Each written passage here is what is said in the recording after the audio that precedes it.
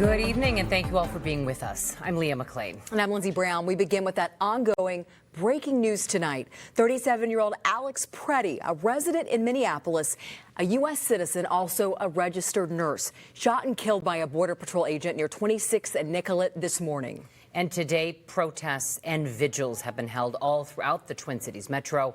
This is video just in our newsroom. It's a vigil near Minnehaha and Morris Park honoring Alex Pretti. And new video from the VA we're seeing here. This is where Pretti worked. This is video from December of 2024. And what you're seeing here is Pretti reading a final salute to a fallen veteran who was one of his ICU patients. The person who shared this video, Mac Randolph, said, quote, "Today we remember that freedom is not free. We have to work at it, nurture it, protect it, and even sacrifice for it." And tonight, we're hearing from Alex's family for the first time. In a statement shared by Minnesota DFLers, his family says, quote, "We are heartbroken, but also very angry." They continued saying Alex wanted to make a difference in this world. Unfortunately, he will not be able to see his impact, end quote. Pretti was shot around 9 o'clock this morning in a busy area of Minneapolis, and multiple people were there taking video of the event. And a lot of people have seen this video. You may have, but again, we want to warn you, the video is very graphic.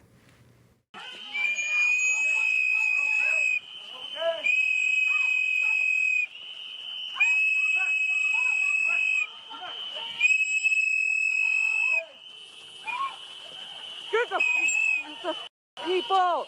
What is wrong with you? Honestly.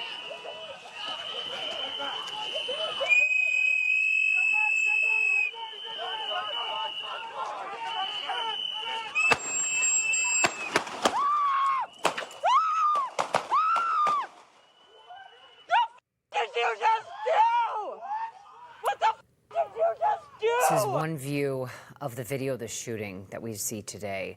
Tonight, federal and state officials, though, are disagreeing on exactly what happened. Both sides blaming the other as tensions continue to rise.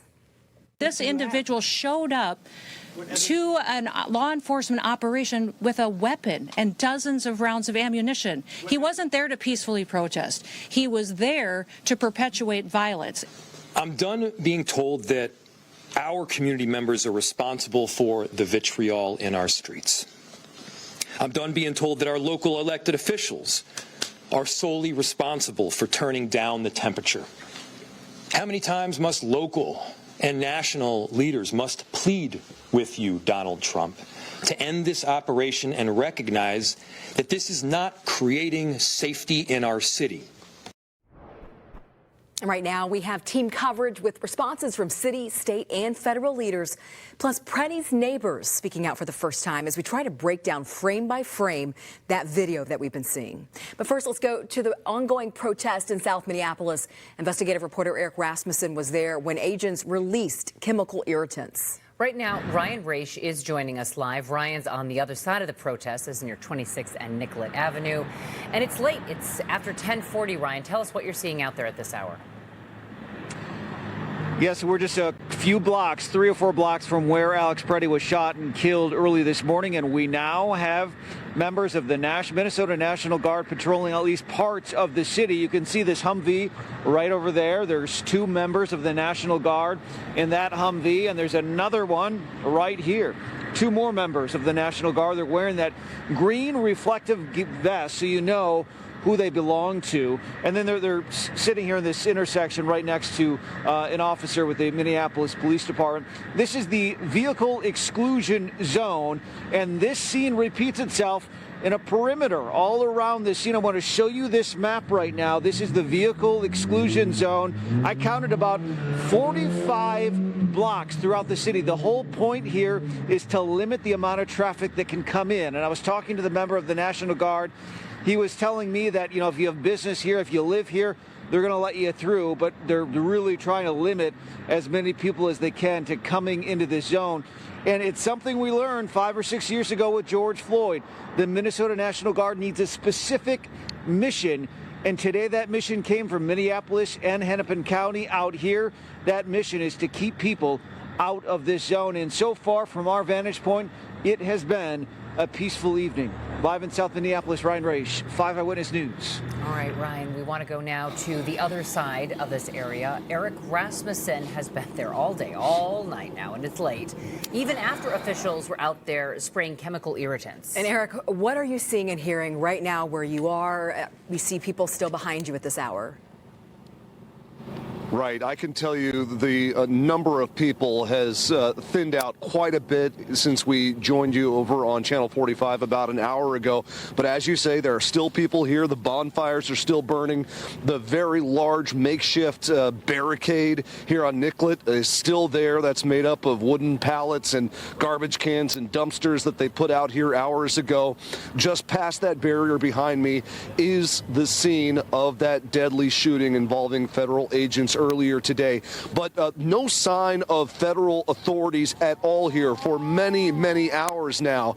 However, when we first arrived here on scene, not long after the shooting today, it was a very different situation where we saw a line of federal officers, actually from the Federal Bureau of Prisons, according to the uniforms, and a line of protesters. And that's when those federal officers started firing off the tear gas and the projectiles. We were right up front, got a face full of it, and we're running along with dozens and dozens of people out here today. So we want to show you what that looked and sounded like. They just started releasing some tear gas. They're moving us back off the 27th. You heard me coughing there, and then I certainly wasn't the only one in that situation. Photographer Joe Caffrey and I were able to get to safety, but we're showing you this because it's just a snapshot of the tension that had been rising since the deadly shooting this morning. Now, after the federal agents left the area, demonstrators continue to flood this block all day long. We were able to make our way back to the exact spot where Alex Pretti was shot by federal agents. We found a growing memorial there, and it was surreal. Unlike loud protests just a short distance away, most of the people there were standing, even kneeling, mostly in silence. I did get a chance, though, to speak to a couple of them who agreed to talk to me about this terrible moment that we're all collectively experiencing here in Minneapolis. I think it's really important for us just to stay silent right now and just reflect on what's happening in our city and just remembering all the people who have been affected by this, and Renee Good's family, Alex's family right now, and just taking a moment of silence just for them. I think everyone needs to see it for what it is, and everyone needs to watch it and just know that this is un-American. This is not what we stand for. This is not what the city stands for. And back out here live as we approach 11 p.m. on this just incredibly difficult day. Still people standing out here. You see a car go past me, but they're not going much farther than that because they've got the street blocked off. We've talked to as many demonstrators and bystanders as we could today, including the two you just heard from. Both of those people say Minneapolis is their home. The young woman I spoke to lives right down this block, and we're hearing that from a lot of the people here, that they didn't have far to go, but they felt like it was important to be here, especially today. Live in Minneapolis, Eric Rasmussen, 5 Eyewitness News. All right, thank you, Eric, for being there on this difficult day after many difficult weeks. This is the third shooting involving a federal agent since Operation Metro Surge began in the Twin Cities. On January 7th, an Immigration and Customs Enforcement agent shot and killed 37-year-old Renee Good. It happened on Portland Avenue near 34th Street in Minneapolis. Homeland Security says the agent, identified as Jonathan Ross, was acting in self-defense, claiming Good was trying to ram Ross with her vehicle. The FBI is investigating. Then on January 14th, local and federal authorities said a man being pursued by federal immigration agents was shot in the leg after an altercation took place. Homeland Security says the man shot and another man were attacking the agent when he feared for his life and fired his gun. Again, the FBI is investigating. And Homeland Security Secretary Kristi Noem addressed the situation in a news conference that was live streamed from Washington, D.C. today. Secretary Noem defending the agent's actions. Individuals showed up to impede a law enforcement operation and assaulted our officers. They responded according to their training and took action to defend the officer's life and those of the public around him. And we're being told now that the Department of Homeland Security is handling the investigation into the shooting.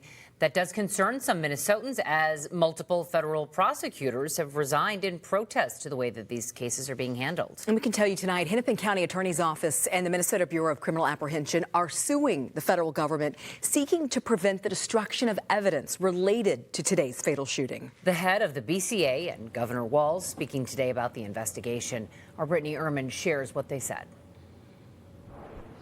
Well, Leah and Lindsay, we saw at least 6 different Minnesota National Guard trucks on site to secure the Whipple Federal Building, but they left in the last half hour or so. Now, we heard from a lot of different state leaders today who talked about what happened, and the message across the board is clear. They want a state-led investigation into the shooting, but there are some challenges. The Bureau of Criminal Apprehension telling us today they went to that scene to try and investigate, but they were blocked by the Department of Homeland Security. They tell us they went back for a second time with a search warrant signed by a judge, but they were denied access again.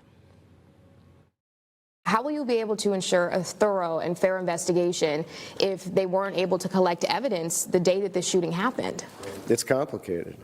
You know, that's why the long history of jointly working investigations when the federal entities conduct their own investigation is really important. And we have a long established process of doing that. The BCA Superintendent Drew Evans said it's typical for the BCA to investigate use of force cases working alongside federal agencies. Officials say a state-level investigation is still moving forward, even though they were blocked from gathering evidence. Governor Tim Walz also weighed in on the shooting, calling the video, quote, sickening. Once again, he is calling on President Trump to remove ICE from Minnesota and is pushing for the state to lead this investigation. Minnesota's justice system will have the last word on this. It must have the last word. As I told the White House in no uncertain terms this morning, the federal government cannot be trusted to lead this investigation. The state will handle it, period. And state public safety leaders are saying they're doing everything they can to get answers and restore a sense of normalcy in the state. And of course, them telling protesters to remain peaceful as they exercise their First Amendment right. Live in Minneapolis, Brittany Ehrman, 5 Eyewitness News. And new tonight, we are now learning that 2 more witnesses who were there on the scene today, they are now joining the ACLU's lawsuit. The lawsuit claims federal agents are violating civilians' civil rights. Both witnesses say they didn't see Pretti in possession of a gun. You can read their account at KSTP.com.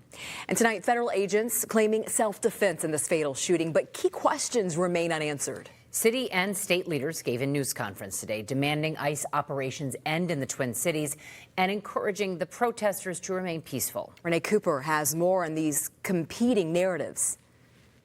Eyewitness video shows once again reckless, violent, and dangerous federal agents taking the life of a Minnesotan. Fearing for his life and the lives and safety of fellow officers, a Border Patrol agent fired defensive shots. Asked about the federal narrative of events, Minneapolis Police Chief Brian O'Hara says he's also in the dark. Minneapolis Police, as well as our supervisors, our watch commander, responded to the scene. We were not provided any public safety statement around the incident, what happened. U.S. Border Patrol Commander Greg Bovino sharing a single photo of a gun said to be connected to 37-year-old Alex Pretti, using it to allege violent intentions. The suspect also had 2 loaded magazines and no accessible ID. Chief O'Hara did not characterize the intentions of anyone involved.